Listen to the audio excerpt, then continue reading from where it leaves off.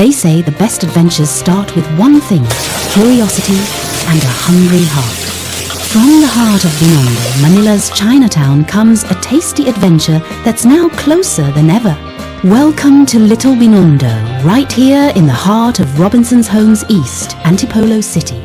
Experience the legendary flavors of Binondo, from savory siomai, authentic wonton mami, and floppy siopao, to succulent chicken feet with tauzi and rich pancit guisado, each dish crafted with love, tradition, and Filipino warmth.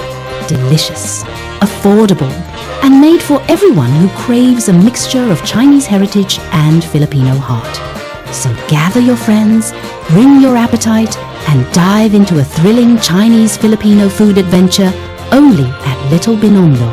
Little Binondo, the taste of Binondo, the heart of Antipolo.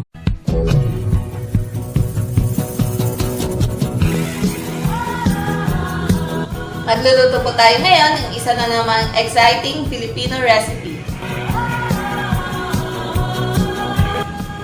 Isa ito sa mga inihahanda sa mga fiestas at mahalagang okasyon.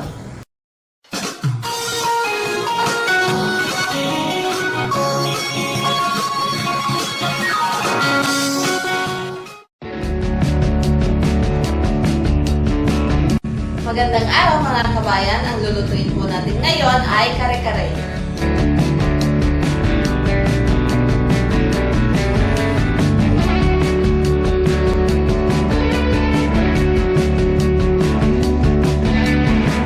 Lutuin na po natin.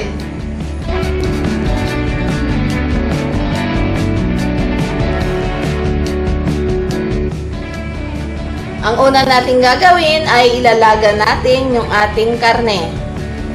So, gagamit tayo ngayon ng buntot ng baka.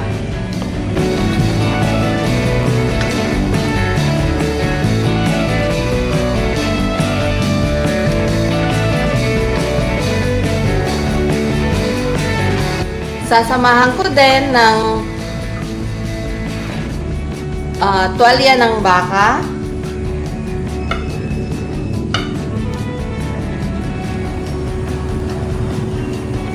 Bituka ng baka, puso ng baka,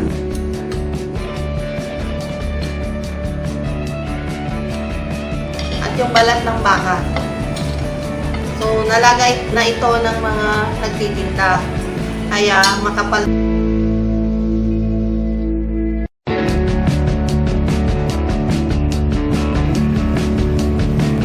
Tatanggalan natin ng bula para hindi malansa.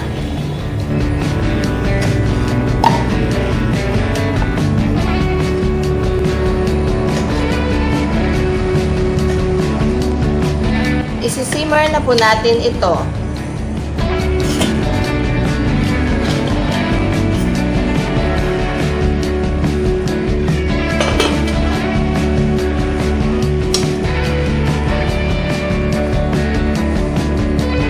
Nasimmer ko na po ito, kaya lang medyo matigas pa, no? Lalagyan muna natin ngayon ng asin. Isisimmer natin ulit ito.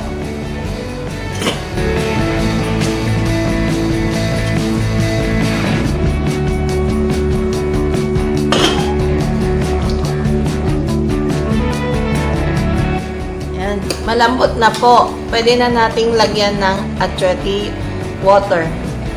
Yung paglalagay ng atsuete, tatantyahin na po natin kung gaanong kakulay ang gusto natin.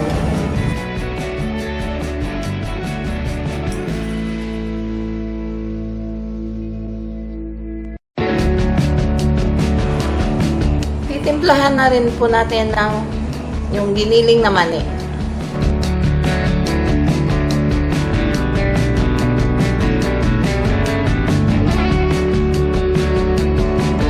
Tutunahin muna natin, durugin natin para hindi na tayo mahirapang magdurog pag nilagay na natin sa kasirola.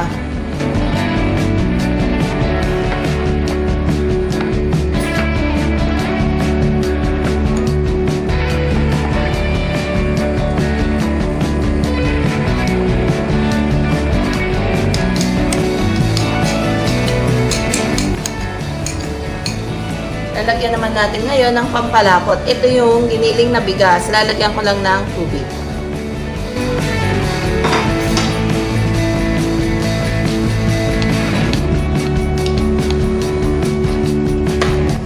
Dahan-dahan lang po natin itong ibuhos.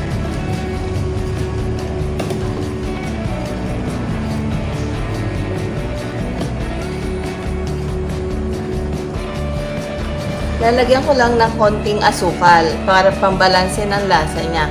Kasi hindi ako gumamit ng peanut butter.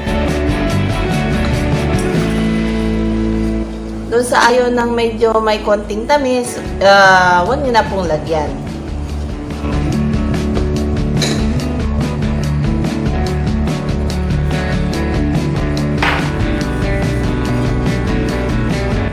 Tikman na po natin.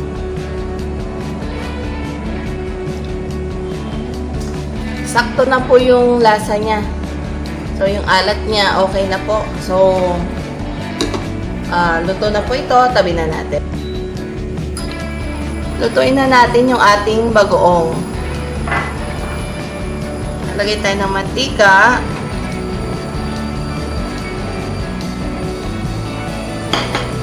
Lagay natin yung bawang.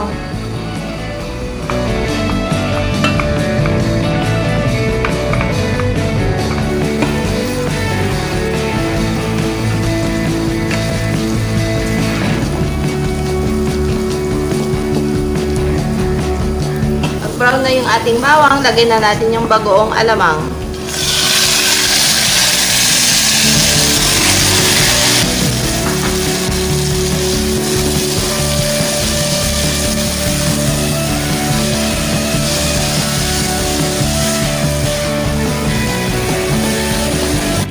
Nagisa na pong mabuti yung ating alamang. Pwede na po ito. Luto na po ito.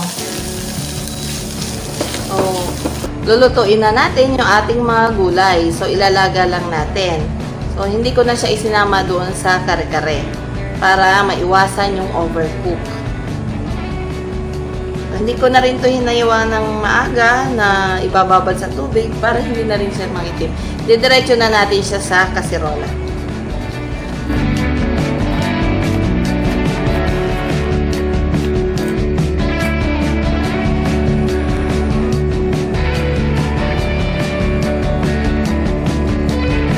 Palalambutin na natin to.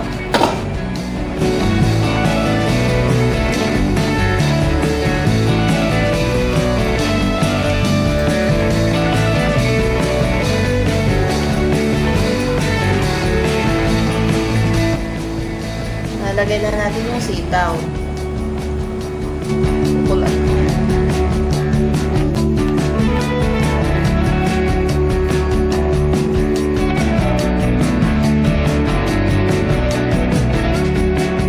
Serve na po natin.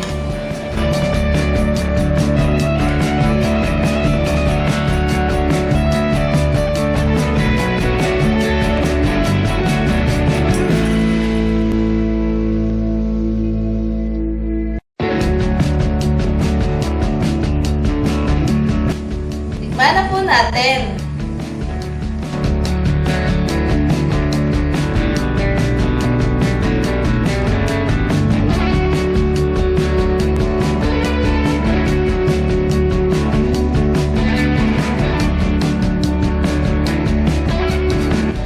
Napakasarap po.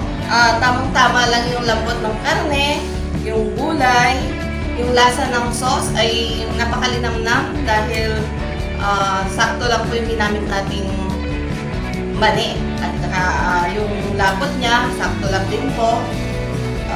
Yung alat niya, sakto lang din kasi lalagyan pa natin ng bagoong pag kinakain. Pero dun sa mga ayaw ng bagoong, okay na rin po yung lasa niya. Pag nagustuhan nyo itong video na to, huwag nyo kalimutang i-like, i-share, at mag-subscribe sa channel ko. Thank you!